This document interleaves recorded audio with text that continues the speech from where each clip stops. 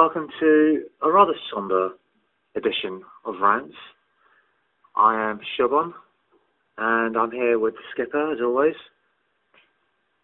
Hello, everybody. Chris, you can find him at Man Like Chris, or at Cris Andro, CRISANDRO _. There we go. Hello, everybody. Hope you're all okay. Hope you've all kind of recovered as well from that game. That was. No, that's the ultimate Spursy. I'm going to get it out there. That's the ultimate Spursy. When something external to Spurs impacts Spurs negatively, that is Spursy. Well, I've never understood what that actually meant. That's what I'm going to use it, because the rule changed, and funnily enough, both times Chelsea as well. Both times the rule change has actually gone against us. First in the Champions League in 2012, and now last night. And that for me is Spursy. But you know what? I'll say to some credit, 2-0 down. We're very short of numbers. I've kind of got a feeling that Sonny threw the game against Qatar because he felt the need to come back. But in terms of penalties, and obviously you were there. So I've only experienced one penalty of drama. We both did, being English, and that was the England game, obviously, back in last summer. And I actually watched it in a very like you in a hostile environment. I actually watched it in a Colombian cafe. Oh yes, really, when we played Colombia, yes, that makes sense. Yeah. So and I actually did sing "It's Coming Home," and then I legged it. But I thought you were proper hoolie. Well, no, I was there at Wembley when we played Manchester United in the League Cup final a few years ago. Harry Redknapp's famous first final with us, and we lost that one on penalties as well. And that was because we absolutely battered Manchester United that day. Yes, well, the other day when we took on Chelsea. Short on numbers, short on everything, and short on people on the bench. And it was kind of, well, I don't know if that was an excuse for that first half. We were limp. We were absolutely insipid, and I was very surprised we were only just 2-0 down at half time. We should have been out. They should have been out of sight. Yeah. And then so that second half was just kind of. It was good that we got the goal, but we should have scored a couple more other. Moura should have. He had enough. That ball came over the top. He should have. He's taken a touch and then hit it in. And then the same for Llorente. He had a similar chance as well. But I think he went for a quick volley off Eriksen's pass. So we had chances there to in that second half to probably draw the game or probably even win it, and then the draw would have taken us through. Yeah. And we wouldn't have had to worry about penalties. But then when it came to penalties. It's always a lottery, really. I can't fault any other players that step up to actually take a penalty. They're the brave ones, and I felt for Dar. He was a hero against Colombia, wasn't he? Yeah. And I wouldn't say he was a villain in the piece, but I think it's honest. I always say this, right? I remember my first experience of penalty shootouts was from Italian '90, because I have to have quite a lot of penalty shootouts. For some reason, I'm sure other tournaments may have had more, but that one kind of sticks in my memory. And I saw Maradona miss a penalty, against Argentina. Apparently against Italy, yeah. And I've seen some of the best players in the world. Baggio 4 years later, quite famously, missing against Brazil. And obviously that's different because you played for 2 hours. He was everything rested on his shoulders, kind of thing. But what I'm saying is, the best players in the world miss penalties, and you could be a player that tries to win a bet on whether you're going to have a pie at half time, and you can save a penalty. That's basically, it's just the way it is. I think what was it? Matt Le Tissier. I think he only even missed one penalty. I think, and that was against that lad from Forest. I forget his name now. Mark Crossley, that was it, Mark Crossley. And he said, look, realistically, you've got no one against you. You've got literally goalkeeper there, just hit the target, and if the goalkeeper gets hit it with enough power, pick his spot, hit it with power, the goalkeeper guesses, then that happens. Yeah. But beyond that, there isn't that much you can do. And like I said, it is unfortunate, but you know, at the end of the day, I think we showed resilience in that second half because I said this. I don't know if you saw we spoke about this, but the whole 10-year challenge thing. Yeah. And you know, at the end of the day, all those years ago, we would have lost to Chelsea, lost like 5-0 to Chelsea. Yeah, we would have lost to Fulham. Yeah. And there's a backbone in us. And do you know what annoyed me more? I tell you what really annoyed me.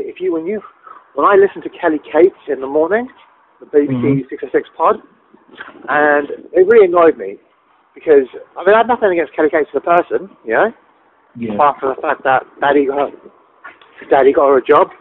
That should have gone to a more talented journalist. But aside from that, no. But it's basically if you're going to say something, say it right. And they said, Spurs won in Turin and they lost it at Wembley. I'm like, no, we didn't.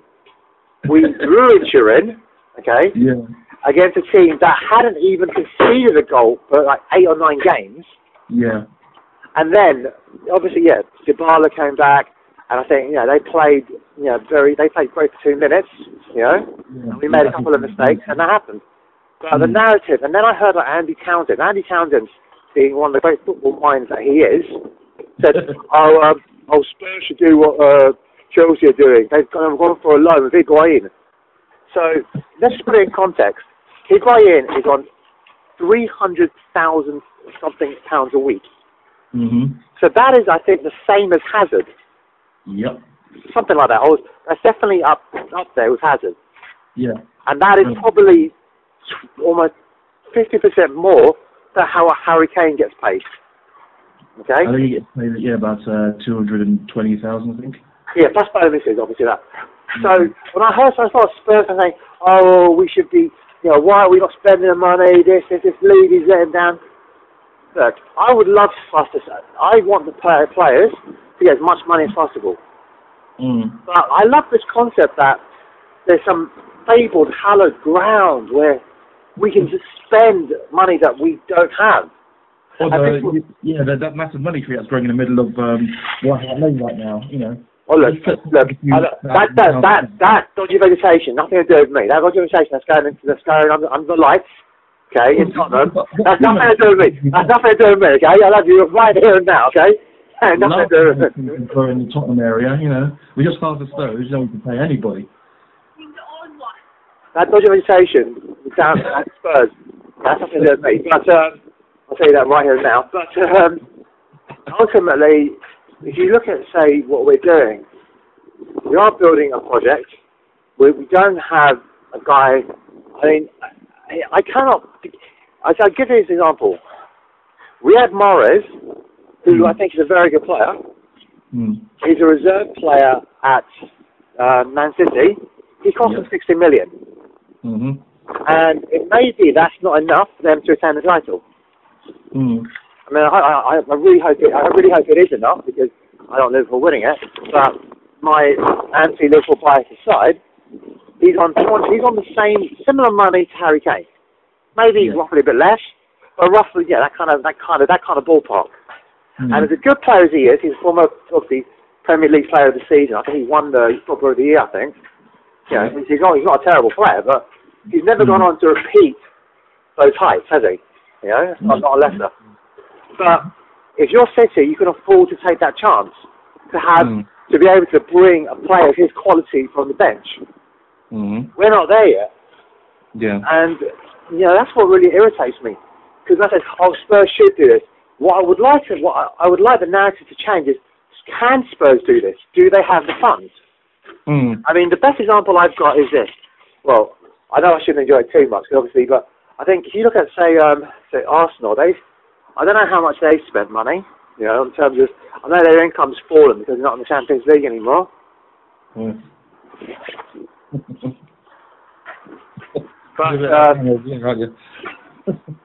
they're not in the Champions League anymore, but at the same time, they've got that stadium, they've got the merchandising, which is bigger than ours right now, I think. The shirt deal is definitely bigger than ours. And they still got I don't know how many got going to Arsenal, but they still have the money coming in from the stadium. So Champions League is important, but their model was predicated a huge amount on doing well in the Champions League. That was the whole thing. But even there, they're struggling. They are saying, they are haggling. I've got like a whole Monty Python, haggle, waggle, waggle. You know what I mean? But basically with Barcelona about Denis Suarez, And I don't know how good he is, how good he's not, but they are literally haggling a deal because they can't afford to bring. Can they bring him in on loan? Well, I thought they've already paid the stadium off, haven't they? So they're now the money that they have, they can spend on their players. It's just a case of but the Champions League was like a huge, chunk of the pie. And obviously, and the thing is, obviously, their owner, I think he's got more important things on his mind. Well, he's sucking off the money and using it for his ranch, isn't he? That's why they're trying to buy these players. Yeah, so the money they should have been making, they really should be able to afford to spend more than just £50 million on one player a season. They should be buying a whole fleet, but they haven't got the cash to do it. So I kind of wonder where all the money's gone. I am not suggesting that. Oh, I'm just going by what I hear and for what I see. So I should just put allegedly at the beginning. Allegedly, yes, allegedly, because allegedly, what he is doing, because I am not, Shubes, I am not saying anything bad about Stan Kroenke, nor am I cooking any attempt to cause defamation to him. And neither is Chris either. I'm not very close on, neither is Chris. But essentially, no, I think they've got money. People say, where's the money? And I've got a lot of house funds. Say, look, if the money's there, we'll spend it. But we're under the Mike Ashley model. They've got the ultimate owner, who I think owns 85%. Is what's his name, Joe Lewis, and to him we've always been an investment. Yeah, sort of. Yeah, I guess. We've always been an investment to him. That's what we are, and I'm alright with that. Like, at the end of the day, here's the thing: people go on about it. Like, I complain. It's like this. I said, what? You got two options. You could do what the guy from the New York Islanders, and try and buy the club with money you don't have, or you could do a Kane Hoy. Which I don't know what happened to them all those years ago. And then you never heard anything from them because suddenly we ended up having that almost title race with Leicester. We're doing brilliantly. I cannot be inside, but I remember my first North London derby at the Lane Proper, and they were Levy outsides. I think, to be totally fair, if I had Tim Sherwood as my manager, I would probably have kind of like target signs. But no. We do not advocate any violence towards any person. But not much. Not much. Well, I Chris said that anyway, not me. But I'm just saying. I don't. I wouldn't count. I don't know. It's not fair to countenance any kind of stuff that we did to Levy. It's not, stuff that we did a big player. He is a huge player in terms of what we're able to do or not do. You will have a huge say in that. Yeah. And I do think that we don't give that enough credit, the amount of money that he will not pay. I think he put seed capital of 100 million, or just however much he paid. And he'll make that money back in bundles, and everything's secured against loans, and that's a smart play.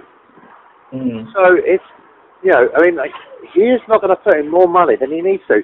And the other thing is, we don't have that global fan base of Liverpool. We're not as big as Liverpool and Man United. Those two, and Celtic, because obviously, being Celtic, have probably the biggest fan bases across the world. It will take time. Yeah, and you know what? How are we getting there? Because we're doing stuff that no one likes, as in, we're actually doing the, what's the word? The overseas tours and all of that stuff. We do all of that, which a lot of people complain about, these bloody Americans or these bloody foreigners. Guess what? These guys have a choice. So we're going to try and be part of that choice. We're going to try and influence that choice as much as we can. It's like when I go abroad, I take gifts to my friends, and then they're always Spurs gifts, because obviously I'm actually from South Tottenham, Seven Sisters, where Tottenham started, before we decided to move to, I'm going to say, it's not a shithole, I'm sorry, it is. compared to Seven Sisters, it's a shithole. But I would say that, obviously. And I can say that, because I actually lived in a prominent park for a while. But I'm saying that, you know, they've got to get as many people. I'll try and bring something on Tottenham to them. So this is from my home to you, and if I can get the supporting Spurs a little bit, all well and good. But ultimately, these people have a choice. That's what they're trying to get, and that's why when Nike and I don't know what the hell, what's the name of that watch people? The ones that Spurs have. You know the ones that like, the Mauricio's Minute or something with those watch people. Oh, I mean, I haven't bought a program in a while. So do you know like on YouTube, he does that, Mauricio's Watch. Yeah. Like, this is who we're going to be doing, this is what we're going to be doing, blah, blah, blah, blah.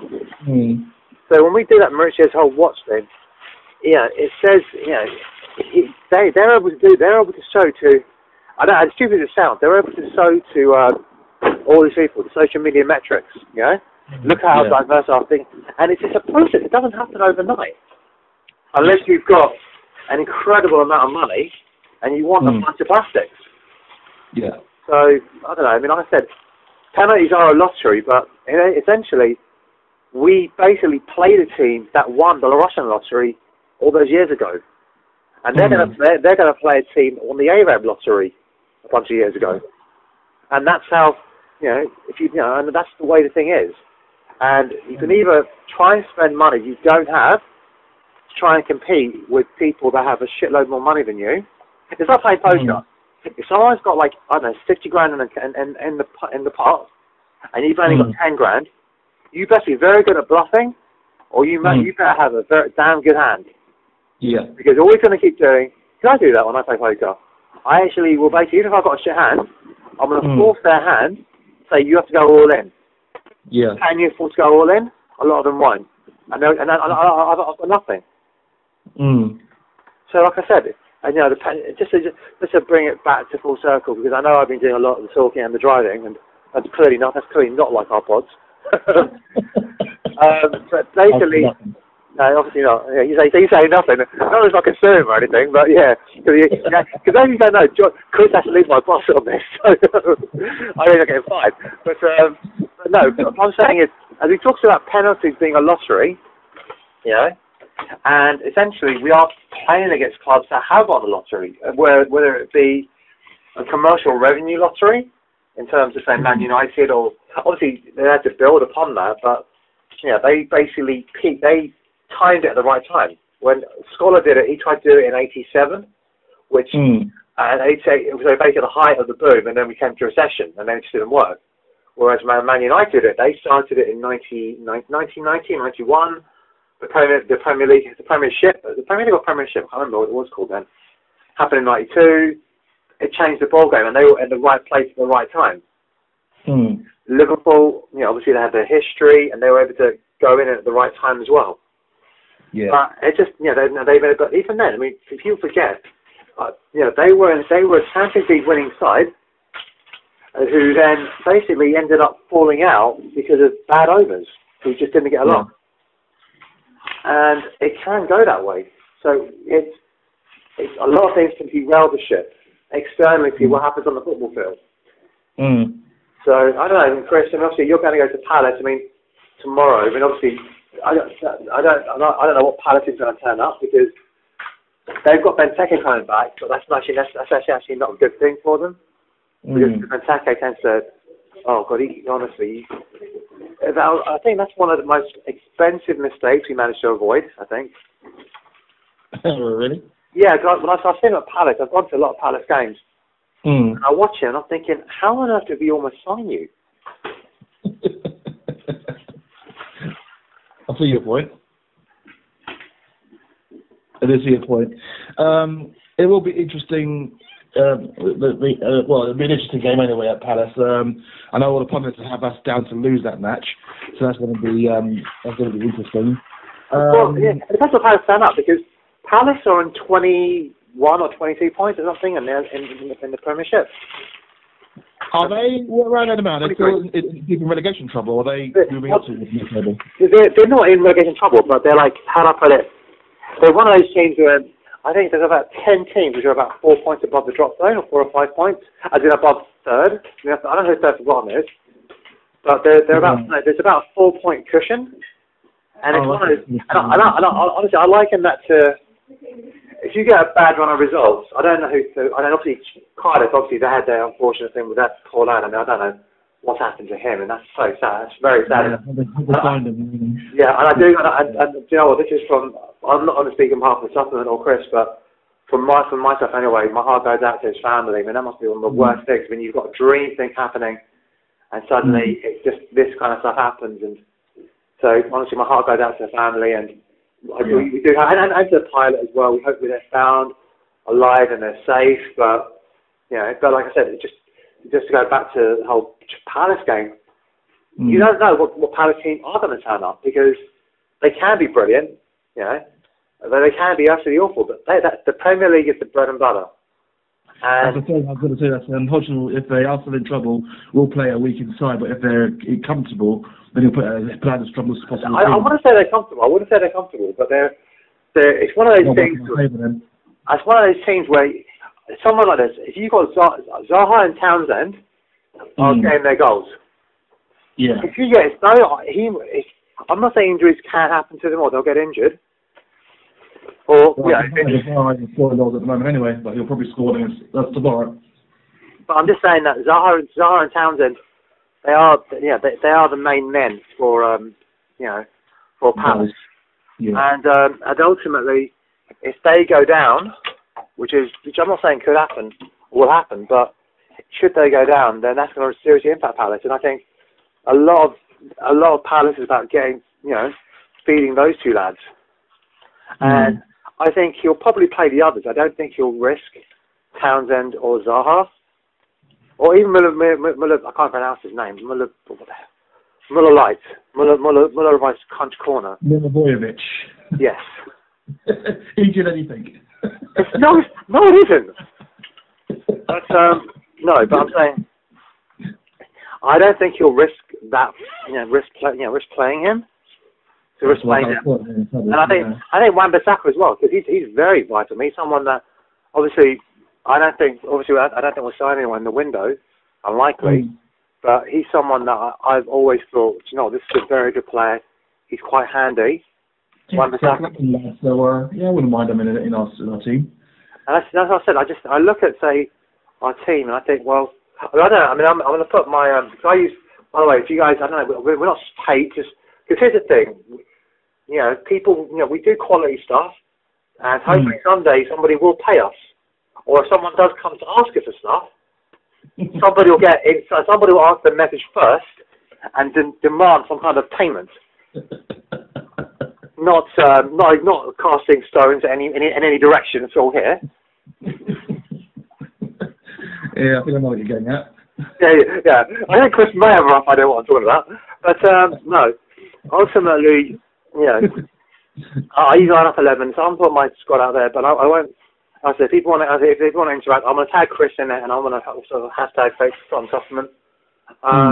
Basically, I'm going to go with Gazaniga. I think he could have done better for one of the goals, but I don't think he could. I thought it was a bit of a risk playing him, but that's what the manager does. He has good goal. Really, we came through a lot of people, so I just kind of half blame. I wouldn't blame him totally. Yeah, no, totally. I think he could have done better.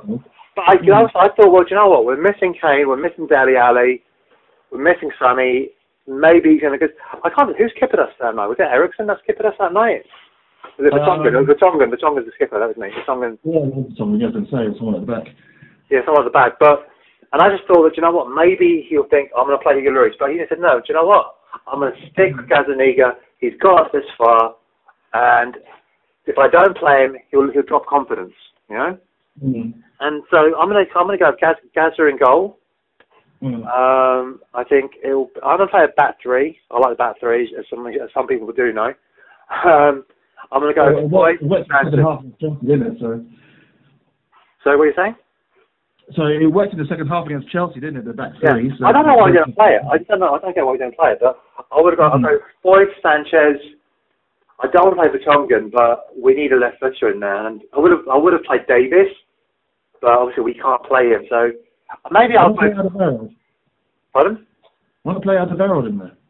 Well, I don't want to risk him an injury. I'd actually go Boyd, Sanchez, and Dyer.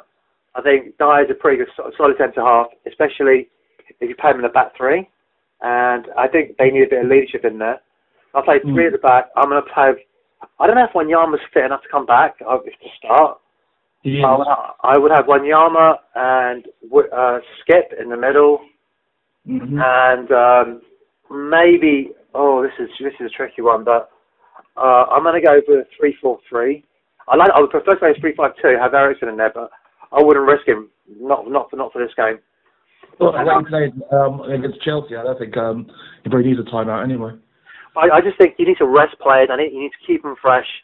So I would actually play in the middle Skip and Wanyama. Play probably Kyle Walker-Peters. Danny Rose. I'll probably have. They asked a lot of them, but playing him at left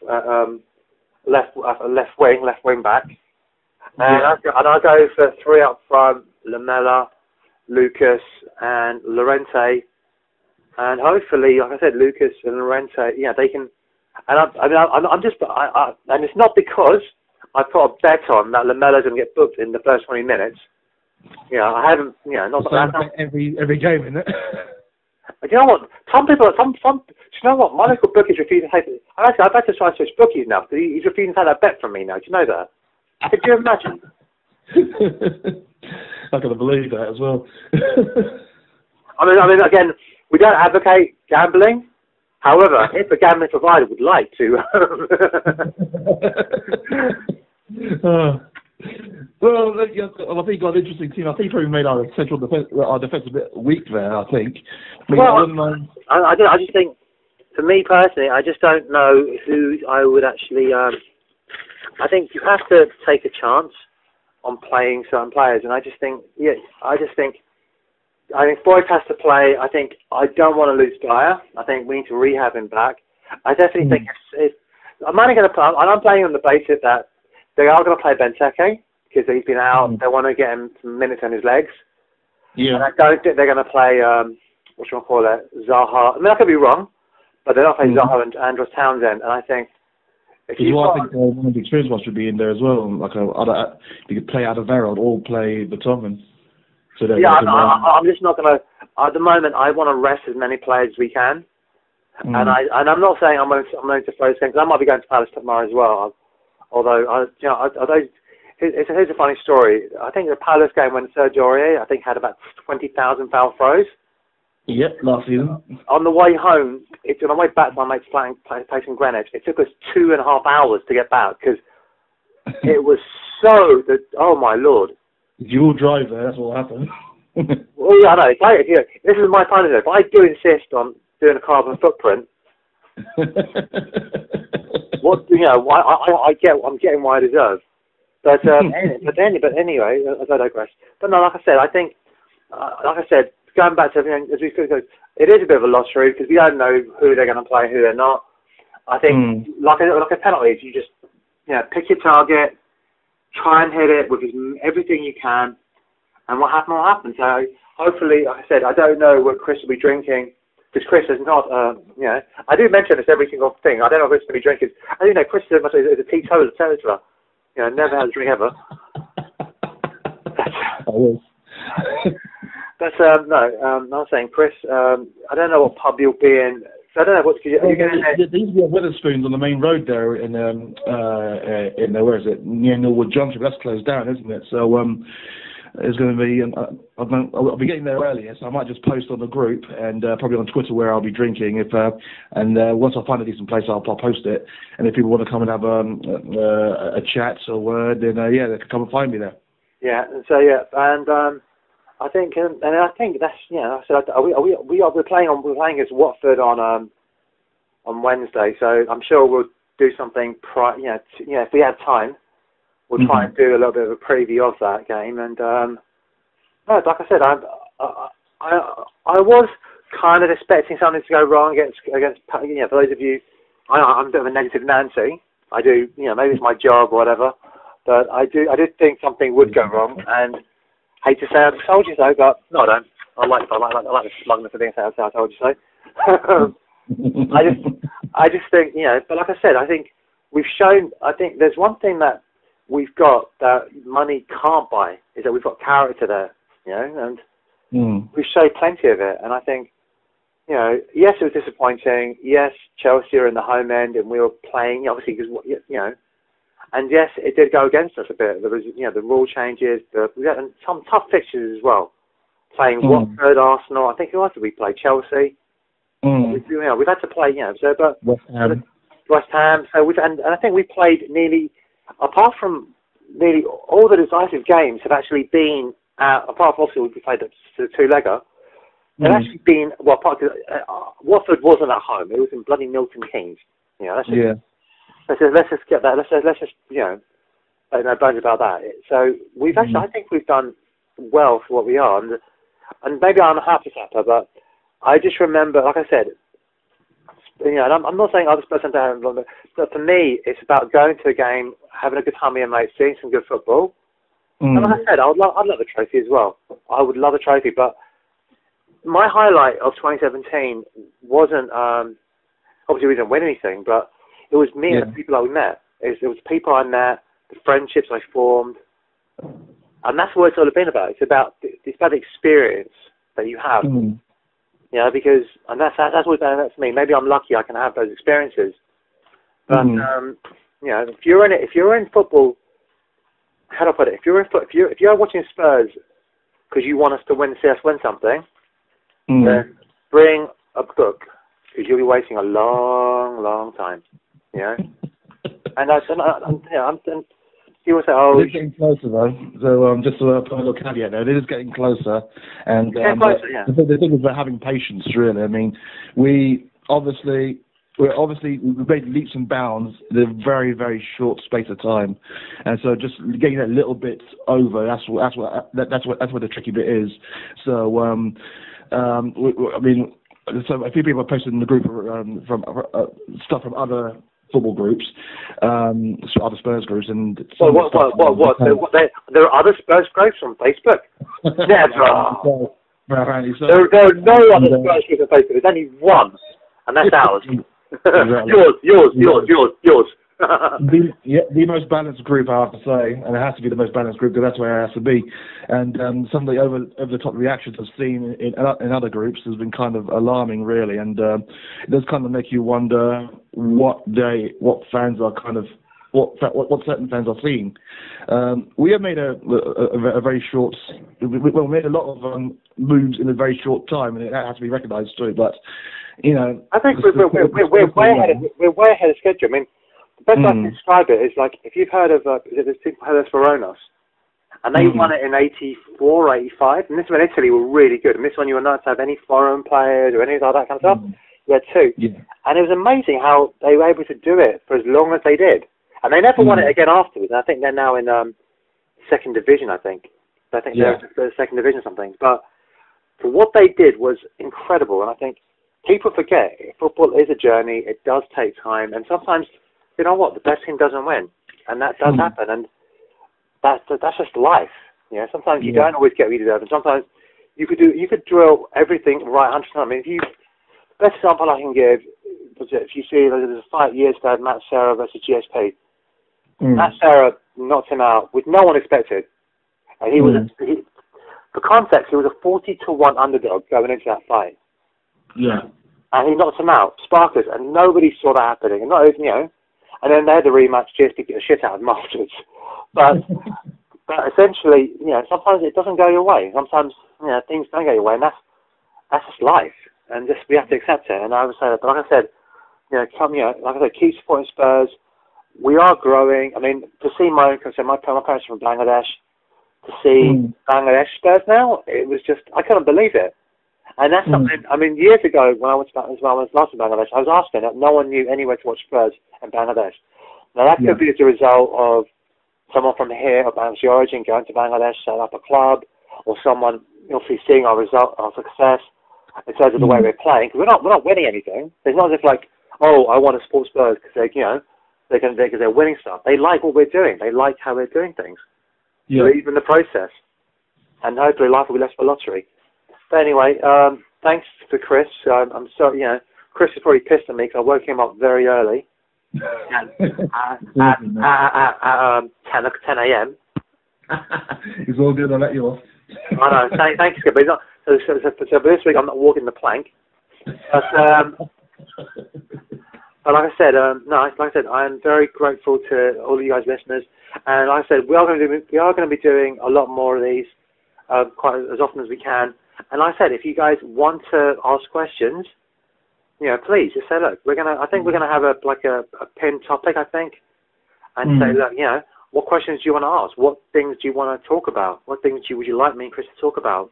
And hopefully we'll try to get some more people on the show. And at the moment, our technology is limited to only 2 people, but we're going to try and sort that out as soon as we can. Yeah, we'll get onto that quickly. Okay, well, Chris, thank you so much. I'm going to go feed, as Chris calls it, my gym addiction. I think it's gone beyond an addiction now. It needs weeding off at some point. Get to AA or something. I want to say thanks to Chris, and like I said, as always, come on, you Spurs. Yeah, I was going to say I've got like a birthday dinner to go to. It was my birthday the other day. I know. What a wonderful present. I mean, I think is it your and Deb's is like, was it one day after the other? Is it one day before? She was before me, a day before me, and I was after.